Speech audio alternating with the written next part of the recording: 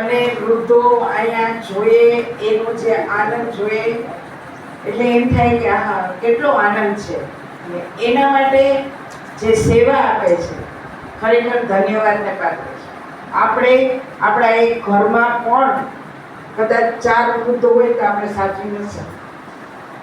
આપણને એમ થાય બહુ બોજ છે, પણ નાના એવા ગુડીબેન કેટલું કાર્ય કરે છે.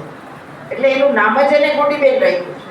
આપણે આપણું બાળક નાનું હોય તો એમ કે ગુડી છે, એટલે નામ જ એને ગુડી રાખ્યું છે કે એ મોટા થાય જ નહીં. ગુડીબેન ને ગુડીબેન જ રહે અને તમને બધાને ખૂબ આનંદ કરાવે. ખરેખર આપણે ગુડીબેન પાસેથી બહુ પ્રેરણા લેવાની છે કે આટલો સંઘર્ષ કર્યા પછી પણ હસતું રહેવું ને એમ બહુ અઘરું છે. ઈ આપણને શીખડાવે છે કે ગમે એવું દુઃખ આવે ને પણ દુઃખી નથી થવાનું, હસતું રહીને આગળ વધવાનું છે.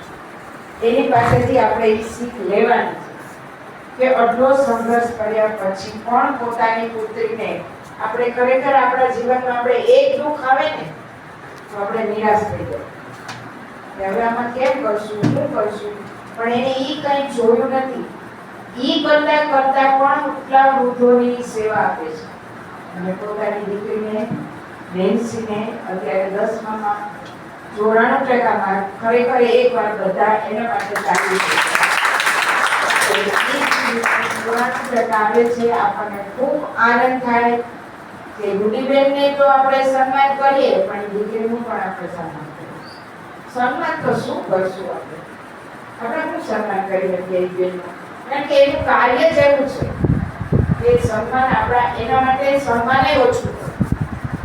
આ તો એક કહેવાય કે એને આપણે સન્માન કરી અને બિરદાવી કે દીકરી ખૂબ આગળ, એની દીકરી આગળ વધે અને એને જે ભગવાને જલારામ બાપાએ જે શક્તિ આપી છે એનાથી 10 ગણી શક્તિ આપે અને તમારા બધા ગુરુઓની ખૂબ ખૂબ સેવા કરે એવી પ્રાર્થના.